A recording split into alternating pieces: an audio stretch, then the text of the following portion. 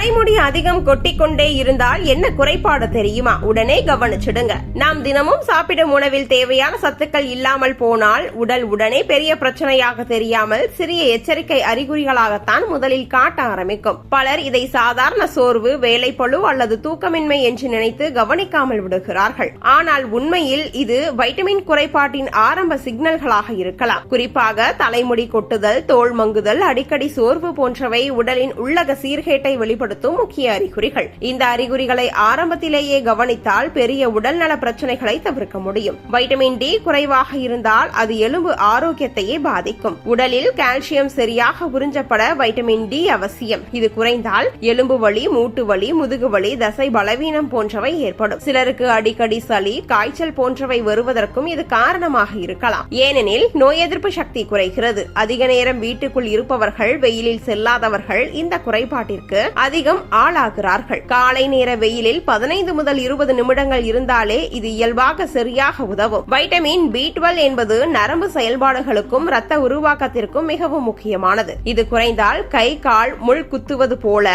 மறுத்து போவது, சோர்வு, மூச்சு திணறல், தலை சுற்றல் போன்றவை தோன்றும். மேலும் நினைவாற்றல் குறைவு, கவனம் சிதறுதல் போன்ற மன அழுத்த அறிகுறிகளும் வரலாம். நாக்கு சிவந்து, எரிச்சல், வாயில் புண்கள் போன்றவை கூட சிலருக்கு இருக்கும். சைவ உணவு மட்டுமே எடுத்துக்கொள்ளும் நபர்கள் B12 குறைபாட்டிற்கு அதிகமாக ஆளாகலாம் என்பதால் அவ்வப்போது பரிசோதனை செய்து கொள்வது நல்லது. வைட்டமின் சி உடலின் நோய் எதிர்ப்பு சக்தியை உயர்த்துவதில் முக்கிய பங்கு வகிக்கிறது. இது குறைந்தால் ஈறுகளில் ரத்தம் வருதல், பற்கள் பலவீனமாகுதல், காயங்கள் ஆற அதிக நேரம் எடுப்பது போன்றவை ஏற்படும். தோல் வறண்டு மங்கும், உடல் சோர்வாக இருக்கும். சிட்ரஸ் வகை பழங்கள், காய்கறிகள் ஆகியவை குறைவாக சாப்பிடுபவர்களுக்கு இந்த குறைபாடு அதிகம் காணப்படும். வைட்டமின் ஏ கண் ஆரோக்கியத்திற்கு மிகவும் அவசியமானது. இது குறைந்தால் இரவு நேரங்களில் தெளிவாக பார்க்க முடியாத நிலை ஏற்படும். கண்கள் உலர்வது, எரிச்சல் போன்றவை தோன்றும். குழந்தைகளில் இது இருந்தால் வளர்ச்சியையும் பாதிக்கக்கூடும் என்பதால் பெற்றோர் கவனமாக இருக்க வேண்டும். கேரட், கீரை, முட்டை, மஞ்சள் போன்ற உணவுகள் இதை மேம்படுத்தும். வைட்டமின் B7 மற்றும் அயன் குறைபாடு வெளிப்படையாக உடலில் தெரியும் மாற்றங்களை உருவாக்கும். தலைமுடி அதிகமாக கொட்டுதல், நகம் எளிதில் உடைதல், தோல் பொலிவு குறைதல் போன்றவை முக்கிய அறிகுறிகள். அயன் குறைவால் இரத்த சோகை ஏற்பட்டு